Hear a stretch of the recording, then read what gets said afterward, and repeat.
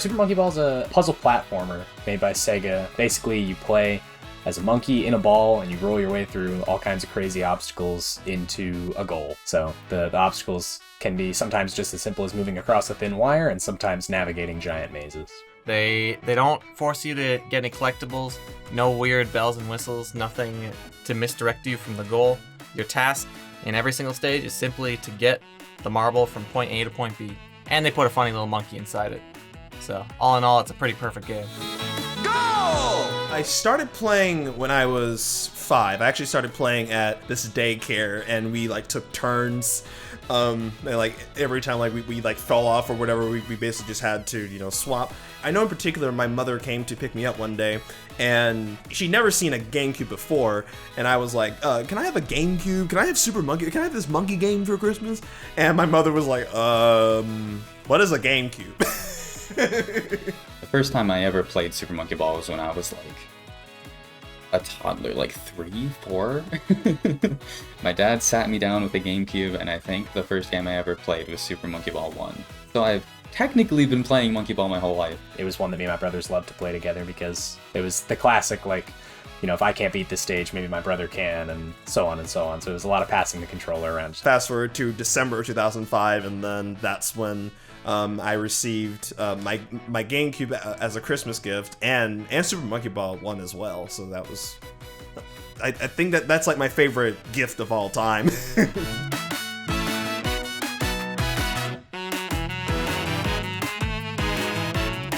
I can say that I am officially, of all the players in this game, the person with the least impressive backstory when it comes to my childhood. I was very bad at the game. It was only when I focused in and tried to improve and hone my skills in speedrunning that I actually got better. But the first time I ever tried to speedrun it was probably 2014-ish, when I sat down with Super Monkey Ball 2 and tried to do some of the speedruns. And so I was like, well, okay, there are people who really do this, that is their hobby. Well, that sounds fun to try. The community actually hosted this Banana Blitz HD race, to where whoever goes from Monkey Island 1 all the way through Ultra Heaven 9, inclusive of the bosses. That's pretty much what really got me into it, because as I was watching those, I was a bit inspired to try some of the strats, or try to improve, some of the things that they were doing, make it consistent for me, all on my own. And then that's where I pretty much just stuck to playing Banana Blitz HD for about a year. And I had Monkey Ball 2 growing up as a kid, so it's a game that I've spent a lot of time around. When the quarantine happened, when that first came down early in 2020, I realized that I wanted some kind of solo gaming hobby that I could push, and I figured I'd try speedrunning, and I figured I'd try a game that I liked a lot as a kid, so Monkey Ball was kind of the natural choice, and I really took it and ran. I didn't know that I could speedrun. I knew what it was, I always thought it was cool, I never knew how to get into it, and I was taking a break from the game that I played mainly at the time, so I was like, I loved this game as a kid, let's go back, let's play it. I never beat story mode because I was, just at my cousin's, and let's get a full playthrough of this, let's do it. And then one of the top speedrunners in the community, Peaches Inc., had popped into my chat and was like, hey, try doing this. And I was like, oh, okay, that sounds cool. And I did it, got the skip, and I'm like, wait, this is sick, oh my god. And he just kept coming back to my streams and walking me through more tricks. I didn't even realize I was speedrunning, but then it was oh my god, I'm speedrunning Super Monkey Ball. This is something that I can do. I have the skill to do this. I think the process of building the skill set, just becoming the ability to play a clean run as opposed to, the amount of death that you'd expect when playing a Monkey Ball game, very slow and steady.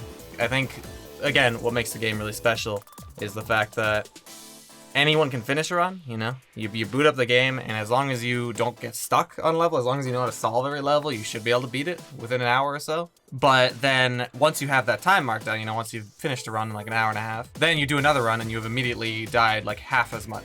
And then, after that, then you can start coming back every single day, and wherever you didn't die, you can go faster, apply new strats, and whatever you did die a lot, you just practice it more, and you'll get better.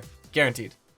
So the two main categories of Monkey Ball 2, there's story mode all levels, which is the most popular one, and expert, which is the second most popular. And expert was the one that I learned first, so it means more to me, if you will. It's the more, I guess, close to my heart. When I first got record in that, it was with a run of 15 minutes and 18 seconds, and that for a long time was my proudest run ever. And then months later down the line, I was playing Expert mostly just for fun, as practice for an Expert tournament that was going on. And then I decided one night randomly, I was just gonna, because I was practicing for tournaments, so I was using a lot of like safety strats that were a little bit slower, but that had less of a chance of dying. And then one night I decided, you know what, screw it, I'm just gonna do some attempts for fun with like every strat, just nothing safe, just try and play perfectly and beat the existing record. And I dropped the record from 15:18 to 15:15, probably my proudest run and one of the most surreal moments ever, just to decide on a whim to do some attempts and immediately get record. It's such a fluke in the best way. What? My good friend and rival, Complex Plane, who eventually went on to get the first 27-minute time and world record. When we were both competing to get the first 27, on the very same day that he got a 28:17 and the new world record in the game at the time, I also got precisely a 28-minute and 17-second time on the same day, literally hours apart. And I think right there, being fueled and fired up by the fact that he got a PB and joining him for a perfect tie as his friend was one of just the coolest moments of like speedrunning unity. Yes! The snuggle! The complex toy! Yes! I saw it! I saw the 17! I saw it! Another thing are the pause strats. Here's the first of many ridiculous pause strats. 6-frame pause strat here. 6 frames. Many of them are frame perfect. Oh, that's something to note about this game. This game runs at 60 FPS, so every single time he's going for a frame, he's hitting a 1/60th of a second input. Yes, too easy, baby.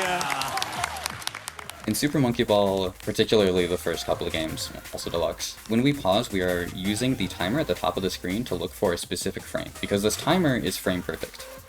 The milliseconds it displays will tell us what frame we're on. And then we can use the game controller's notches to hold a specific direction. And because of the way that Monkey Ball 1, 2, and Deluxe are, they're deterministic. So if I were to do the same input on the same frame every time, I will always get the exact same result. So that's essentially what we're doing. We are following a list of instructions to perfectly play a level. We're almost being like a tool assist speedrun. So it makes strats that would be extremely precise, you know, triple frame perfect, quadruple frame perfect, things that no human would ever be able to reliably pull off. It makes them possible. One thing that exists is it's called pauseless or frameless. I started as a pauseless player, which is where you don't utilize pause strats and you just play the game. And that's a separate category from the main boards of pause. But it gives players that like just get used to the game, how does it feel, how do the levels work, how do you react to doing things in the game, and it's a really gradual entry. There's not like that huge barrier of like, oh, you want to play 16 star, learn this, learn this, and learn this. You got to be able to do this, this, and this. It's just, do you just want to play the game but do it like kind of fast? Yeah, welcome to Monkey Ball Speedrunning. No, got stuck. Oh! Oh! This is such a silly story. Super Monkey Ball got me a boyfriend. You may have seen my AGDQ run of Super Monkey Ball back in January of 2020. Last year, I started talking to someone who found me through that Monkey Ball run. And he eventually thought, wow, this person's pretty cool, I'll go check out their Twitch channel and whatnot. And eventually we got to talking, and he's now my boyfriend and has been for over 9 years at this point. Months, I meant months, Jesus, thank you. He's sitting right there and just corrected me. Months, not years. Oh my god, big difference. I'm only 21, it could not even be 9 years. The best thing about the people in the Monkey Ball community in general is that they are so supportive. I wasn't out publicly yet, and having another person in the community that was out, regarded as a wonderful, like a high tier player that people respected, was something that old communities in video games that I had been a part of didn't have.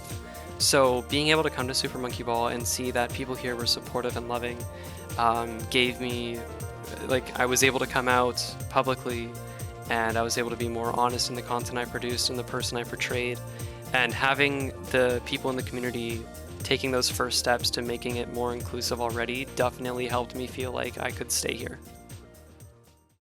This is gonna be a super hot take, as some people say, but I really liked Step and Roll. Step and Roll is one of my all-time favorite Super Monkey Ball games. If you're waiting for new releases and you haven't played a bunch of the games in the middle, give them a shot. They're pretty good. Even Sakura Edition on mobile is pretty good. Adventure is underrated a little bit. Maybe don't play the story mode, but play challenge mode. Toshin Roll is also fantastic. Banana Splits if you have a Vita or PS TV. All of those games are really good. I'd suggest giving them a shot. The biggest thing is that each game does have an individual aspect of it that makes it fun. So like when I talk to somebody like Peas, who absolutely loves Banana Blitz, I see it, you know?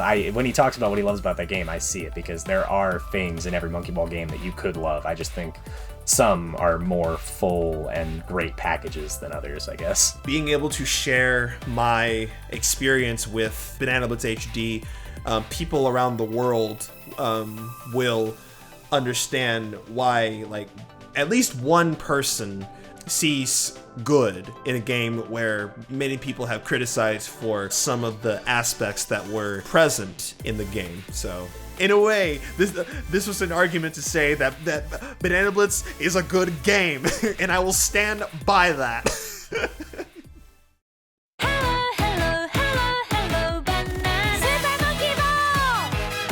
If you had to give a Super Monkey Ball game to someone in the year 2021, you give them this. It's $40. It has SMB 1, SMB 2, SMB Deluxe in it. It has story mode. It has all the mini games. It has all the bonus modes. It has all the bonus features. It has cosmetics. Let me say that again. It's $40. They could have got away with an $80 price tag on this and nobody would have batted an eye.